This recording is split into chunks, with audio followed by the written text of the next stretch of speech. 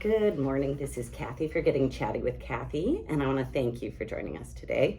I'm really excited to have Stephanie here today. She's from Regina Transition House, and I was at an event a little while ago where they were celebrating nonprofits in the community, and I was so excited because I thought this is the best place to find a bunch of people to talk about all the cool things that are going on in the city, or not just necessarily cool, but needed things in our community. I always like to make sure we're shining a light on the people that are helping our community and maybe discuss ways that we can help them. So Stephanie from the Regina Transition House, I explained to her how I thought today we could kind of talk about what the services are and how maybe, we can help those services get better and where your goals are for the future. So Steph, right. Take it away. Thanks for having me, Kathy. Oh, my pleasure. So our services, we're a 24/7 women's shelter and crisis line. And so we assist women and children or individuals and families who are leaving situations of violence and abuse to get out of those situations and provide somewhere temporary and safe to stay, while we then help them ideally find long-term affordable housing, connect with counseling resources, other resources in the community that they might need in order to kind of recover and reestablish themselves. Wow. We also provide outreach services for anyone who's come through our shelter for up to a year. Sometimes it changes, it just depends on the need, but for up to a year, for women and families who've come through and who want to participate in that programming. And it gives them our connection with our outreach worker to kind of follow up on any of the referrals. Check in on them, how they're doing. Right. And see how, and because sometimes things change or and income's probably gone and they're working solo now with kids. That's a lot more work sometimes. Yes. Yeah. And like often they don't have any kind of like backup for childcare or housing stuff. Like when you're moving into a new place and you're leaving a hot situation, that can't be as easy as it is just to move. No. And often they come with nothing and then leave with whatever we can provide, which is often not much, and often no furniture and it's pretty, like, occasionally women are able to get back and get belongings that are more than just like some clothes. And maybe. But that's tricky, I imagine. It is. It's also dangerous. Well, I was going to say, I was reading that Saskatchewan domestic violence rates are the highest in Canada. I heard maybe 2 times. Or something crazy like that. We have some bad stats here. Yes. We have, the highest rate of reported incidents of domestic violence in the country, in our province. I was speaking with someone yesterday who, someone from Family Service Regina, they would be good to talk to as well. But they told me that the amount of calls they get from the police saying there has been an incident of intimate partner violence is like 900 calls a month or something. It's so sad. Yeah. So, and it's generational learned behavior too, which we've contributed to in a kind of way too. It's such a horrible situation that we're in. And when we were talking before we started recording, you were saying that funding isn't even given, like, you need more all the time, it sounds like. Yeah, I mean, we do have core funding, which is really nice because a lot of shelters and services don't necessarily have that in the province. May I ask how you receive core funding? Is it a federal or provincial or city thing, or? It is a provincial government initiative through the interpersonal violence and abuse program with the Ministry of Justice. And so, we don't receive enough funding to fund even the basics that we are being asked to provide, which is just basically the roof over people's heads, minimal staffing, and bare bones, and food and that kind of thing, right? So we are in so that forces us to have to apply for grants just to operate, which there are very few operational grants out there. Most grants are based on like a particular project Right. or program, and it's like Not renewed 6 every months, year. a year max, Mhm. kind of thing, and not renewed every year. Yes. So this is sort of where like we've up until recently, for a while, we had pet friendly sheltering spaces. Up until a while ago, I hope you guys caught that. Yeah. Well, in our It's so sad. we had 2 spaces. We've had to close one. We're in the process of closing another by the end of this month. So the family that is staying there won't be able to stay there anymore. Ideally, families don't stay there forever, anyways. But the people who come with pets need more time. It's much more difficult, even To find another place. to find and something that's affordable that will take pets. So hopefully, We find funding by the end of the month. yeah, that would be fantastic, because then we could hopefully continue our services, and maybe kind of set up in a new. We've been in talks with Havana and stuff like that about accessing some of their affordable housing units and things. But yeah, I can't commit to anything there at this time without If you don't the have funding. And yeah, so we were the only emergency pet friendly shelter spaces in the city, and for a while we're the first in the province, and we only set up 2 years ago. Oh my goodness. Yeah, there's just no more funding for that. It's like a child. I'm just trying to put like a perspective of somebody that's going through this horrible nightmare of having to, reset basically your whole life because of violence.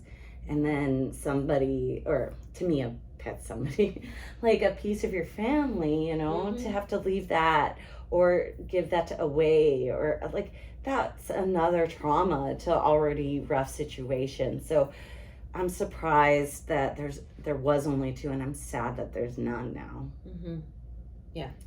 So in the past, I hear you have some core funding, but what were initiatives that you did do to bring money in? I'm trying to kind of gauge how our community currently could maybe help you guys out. Right. So, I mean, we will have a lottery upcoming in the next few months.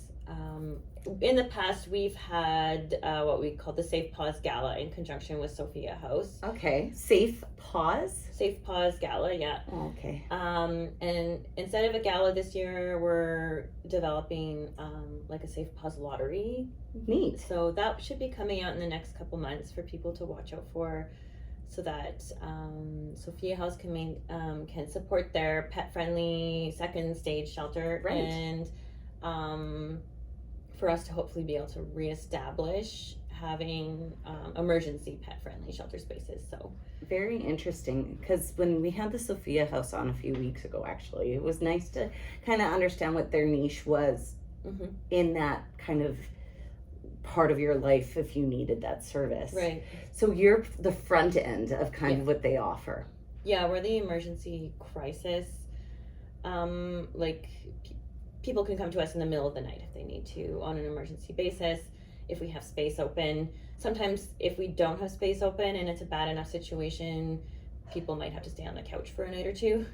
And yeah, and really we're responding to people who are experiencing violence and abuse first and foremost.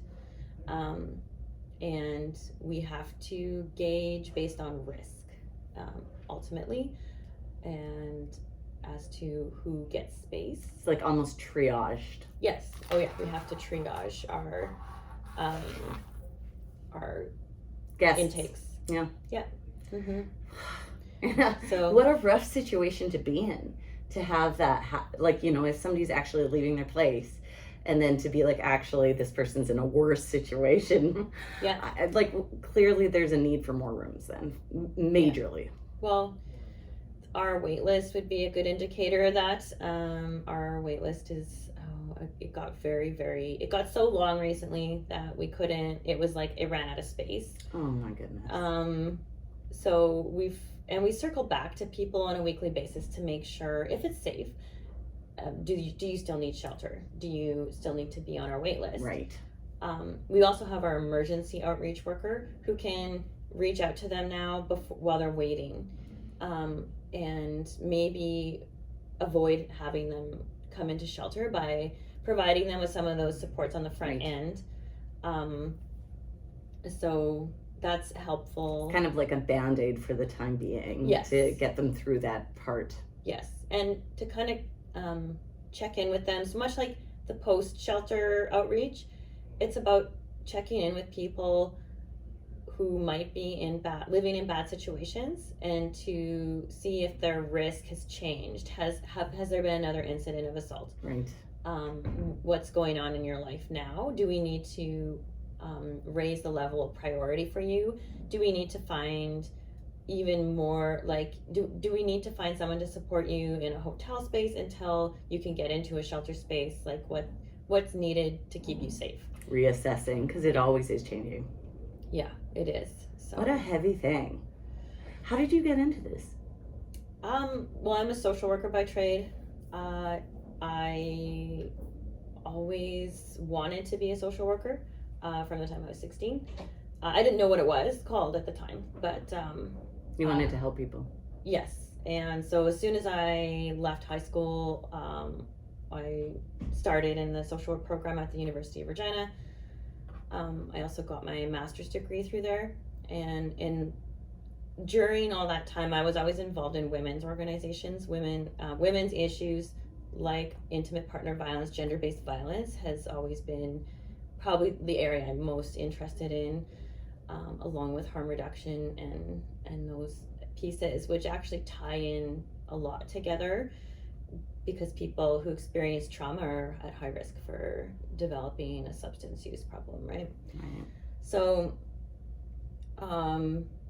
anyways, and then my master's degree work was very, it was with the Street Workers Advocacy Project, which, so that was really eye-opening, and, we were starting to talk about things like intergenerational violence and colonialism and how it's impacted Indigenous women in particular and increased their risk for violence. And yeah, so then actually most of my paid career was with high-risk youth, also very linked, because a lot of them come from homes that experience violence. Yeah. And then I have made my way to being the director of Transition House. I've been there about almost 8 years now. But it really was sort of like my passion to kind of go back to that, and eventually kind of use some of my other skills to provide leadership to an organization and perspective and approach. Right. Yeah. I'm sure that when you're doing your master's, it's very, like, you're lasering in on that, like, topic, and you're getting to know it so well. Mm-hmm. Over the course of your time working on this, have you seen changes in our community? Yes, in some ways. I've seen changes where offering services to men who have experienced assault and violence has become a topic. Yeah. Like, so for example, I used to be on the board at the Regina Sexual Assault Center, which was the women's center previous. This is, and that was like kind of around the time when I was switching out of there. They were just sort of like starting to take male clients, and that was a new thing, and acknowledging that men could experience sexual assault and would need counseling as well. And then talking about how men as perpetrators might need voluntary services to change their behavior as well, as opposed to just the court mandated services where we're trying to provide treatment when it's much too late. Something they've already perpetrated violence against someone, usually repeatedly, to get to that stage. So I think sort of that shift in mindset about it's not just women's responsibility to keep themselves safe. It's men's responsibility, everyone's responsibility to not use violence and acknowledge that if they are using unhealthy behaviors in relationships, that they need to change. They need to do something about that if they're capable of changing. Yeah. It's funny how violence is such a learned behavior. Like, not funny, but it is. Like, we see this pattern in people, and we ourselves as a community, like, we have like built ourselves on not the best foundation just because of our colonialism. It's a tricky topic because it's like you're dealing with such old behaviors that have just repeated. And then I had police constable Casey, I forget his last name, and he works with human trafficking unit. Yes. And I talked to him about what was going on in our city, and I honestly think that half of us didn't even realize what human trafficking is and what's going on in the city. And I'm sure that leads to violence, and it's all circulating. Yeah. We have a connection with the human trafficking unit now that it's been established in the city, and we've made ourselves available. Like, those are some of the couch instances where I'm talking about, where if they call, if that unit calls us and says we have someone that needs to get out now, if we don't actually have space, we'll put them on the couch until we can figure something else out. But, it's very layered, and it's like, I hope in like 10 years, 15 years, the trend is that we're smarter and we've learned that this is a learned behavior, and we've worked with people that have maybe that tendency to lean to violence, to learn that you can't do that. Yeah. And I guess the other change I would say is just the increase. The more and more crazy increase. The amount of calls, even like it's evident even in the 7-8 years I have been at Regina Transition House, the amount of calls we get increase anywhere from 3 to 7% a year, and that hasn't changed. You get a 3 to 7% increase in funding every year? No. That's what it should be too then. Yeah, but we don't, and like that doesn't mean we have any more space. It just means we have more people on the wait list. So like last year we had somewhere over 1,500 calls for assistance, and we were only able to help 337 people. So 1,200 people. Yeah. I mean, they might have gone to other shelters, possibly. Like we have 2 other emergency shelters in the city. You know, who knows what happens? Like we don't always know. We try to keep track of that kind of information too. Often we just lose touch with people. They change their mind. Yeah. It's not like the easiest thing to do. Like, there's a reason why it happens again and again in some families, because that's so sad. So Regina definitely has seen, like, through COVID. I actually worked as a comm strategist during like the whole encampment at the city. Okay. It was a really interesting perspective to be an employee and then seeing the need for help, like right at the doorsteps of the city, and it was right there. And when I was talking to another individual on the show, he told me that camp represented a safe place. Because people felt safe there. Yeah. So I've thought about that a lot, and it's like, how many safe places do people have? And do you consider like the transition house a safe place for somebody to feel safe for an extended period of time? Or since it's just a transition, it's not even long enough to set that safety feeling in them? No. I mean, you can't fix years of trauma and abuse in 3 weeks. And is that kind of the duration? That's the ideal duration. Of course, it varies depending on what kind of barrier someone is facing to find moving a home. On. Yeah. And sometimes people are only there a few days, right? It just really... Case by case. It's case by case. And we're finding with the housing crisis that women are having to stay longer than before. So with a housing crisis, do you have people that come to you and say, you know what, I've always wanted to support women that need help right now in this pace, and you know, or maybe I was in that situation 20 years ago, let me pay the rent for a year?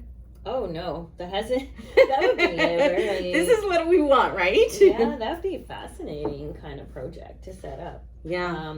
I mean, Yeah, I could kind of picture how that would have to work and operate. Like there's funds out there that can provide like utility assistance for women Yes. to, um, if there's money available. One less bill to pay Right. goes into the mouth of their kid maybe or something, Yeah. right? Like that's a good thing. Well, and also they just can't have bills outstanding in order to access affordable housing.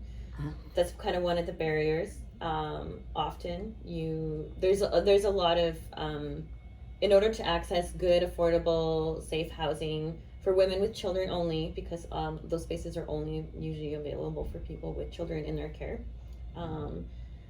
There's a lot of hurdles to go through. So it's just not, I need a house. It's like, Oh, no. plus this, plus that. Yeah. Do we want to go into the pluses? Or is it not a good topipic even? to Well, get I into? mean, like I said, there's like the utilities arrears that have to be paid off. They have to. So everything has to be cleaned up for them Yeah. before they can even. Yeah. Oh, that sucks. And I heard too, sorry, I'm not judging.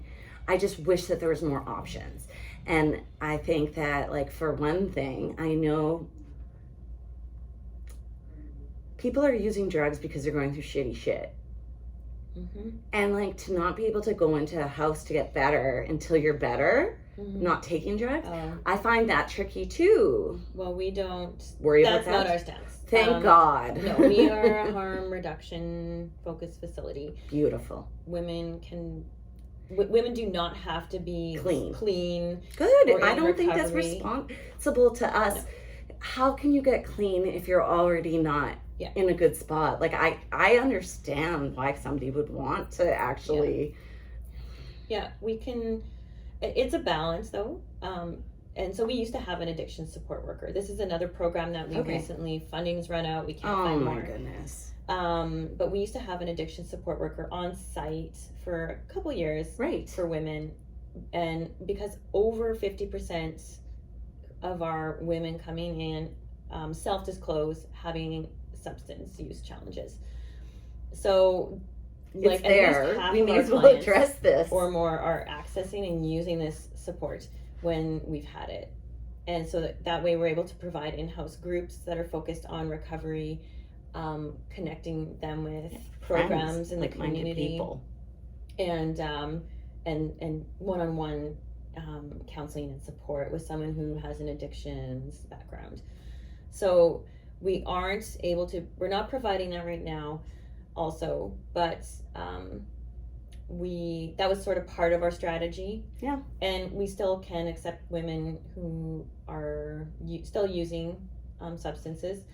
We can't have them using substances in the building, which is where it gets tricky depending on someone's level of addiction and whether they are able to kind of control that or not. We recently acquired some lockers where they're going to be used to encourage people to store things that wouldn't be allowed in their rooms. If you're understanding what I mean. Yeah. Perfect. So that it's safe, but it's not in their rooms, Right. and they need, when they want to access it and take it out of the building, they can. That's not going to be a foolproof solution, but because we do run into situations where someone who is actively using has been brought into shelter, can't control their use, and in the shelter, and then we have women and families there, and so you can imagine what then has to happen. You want them to feel safe, the kids, and exactly. Yeah, it's such a terrible epidemic our city's going through, and I know it's going everywhere. Like I get that. Yeah, but we've really it's kind of like a hot topic or a newer trend in women's shelters, for women's shelters to be thinking about and talking about how do we accommodate women who are actively using in our shelter spaces. How do we accommodate women who may have kids in their care who are using? How do we navigate those scenarios?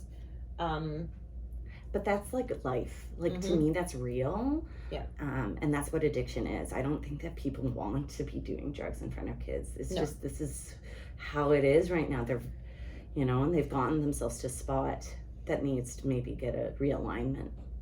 Yeah. Well, honestly, I wish I had like 4 more hours to talk about this, because it's really like we need to support everybody, and the way we treat our community is a reflection of our community. So I am going to leave maybe your website where people could probably find an email address to do donations if they would want to do that. Yes, yeah. Like our website is just www.reginatransitionhouse.ca, and yeah, we have a donate button, of course, on there, and it talks about what programs you can donate to. Wonderful. And ways you can help with donations in kind as well, services in kind, things like that. We're obviously a registered charity, so you can get a tax write-off or whatever it is. For sure. Yeah. Well, and maybe there's somebody in the city that just wants to gift a house or like apartment building. Yeah. Come on, people. Yeah. You know, some of these things, you know, they sound scary to have in your community, but it'll build a community there, and people will feel safe there, and you're giving somebody something that could really potentially change their whole life and their kids' lives. Yeah. What a gift.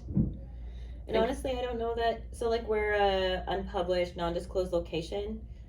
We just look like a regular house, and I don't think, you know, unless you live right by it, you probably don't. It wouldn't look any different than, and you wouldn't know it's any different than any house in the neighborhood. So, I love that, and that's what we should be having, an inclusive lifestyle here. And you know, if we've created issues in our community, we need to work together to fix them and make a better place for everybody. And Stephanie, I really do want to thank you for coming today and talking about these things and giving your time and your life to this topic and helping, you know, countless families and women in really trying situations. So thank you.